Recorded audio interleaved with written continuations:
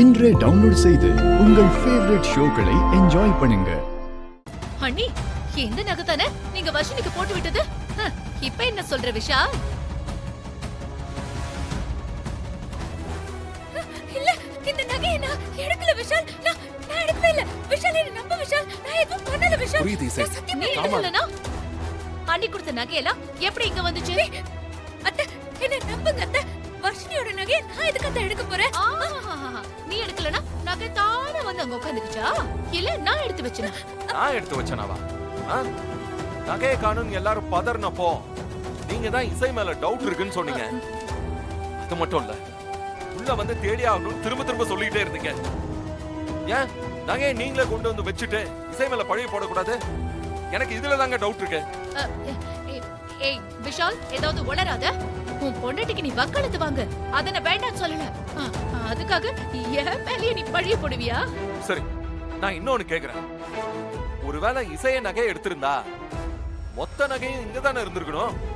ஏன் கொஞ்ச நகை தான் இருக்கு? பேலன்ஸ் எங்க?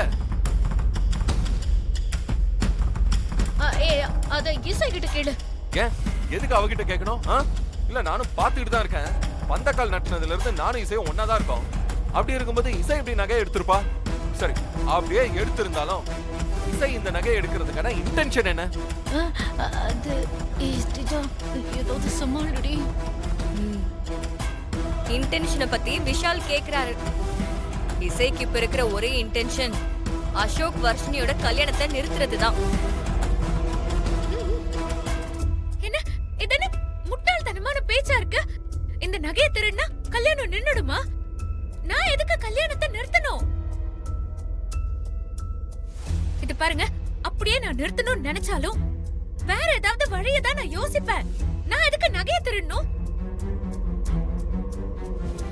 அம்மா, நீங்க என்ன வேணாலும் பேசிட்டு போட்டோம். ஆனா நீங்க சொல்லுங்க, இசை நம்புறீங்களா இல்லையா? வெளிப்படையாவே சொல்றேன். ஒரு காலத்துல இசை மேல உயிரா இருந்தவனா, இசையை இந்த வீட்டுக்கு மருமகளா எப்படியாவது கொண்டு வரணும்னு மனசார ஆசைப்பட்டவனா, இசை என்ன சொன்னாலும் நம்பினவனா? அப்படி நான் இசைய நம்பின காலம் ஒண்ணு இருந்தது. ஆனா எப்ப இவ ஜாதக விஷயம் தெரிய வந்துச்சோ, அப்ப இருந்து இவ மேல இருந்த நம்பிக்கை எல்லாமே போயிடுச்சு. என்னம்மா இது?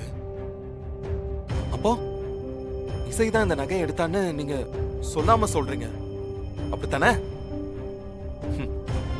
சிந்தாமணி அத்தை பேசுனத கூட என்னால புரிஞ்சுக்க முடியுது. ஆனா நீங்க இந்த மாதிரி இசையை சந்தேகப்பட்டது என்னால ஏத்துக்கவே முடியலமா. என்னால முடியல.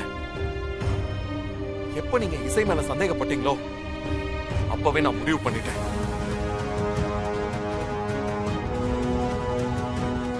என்ன சொல்றடா? சொல்றமா, இப்ப நான் சொல்றேன். இந்த வீட்ல யாரு நம்புறாங்களோ இல்லையோ, நான் இசையை நம்புறேன். இசை இந்த நகையை எடுக்கல. இந்த நகையை யாரு எடுத்தாங்க, எதுக்காக எடுத்தாங்கன்னு சீக்கிரமா ஆதாரத்தோட ப்ரூவ் பண்றேன்.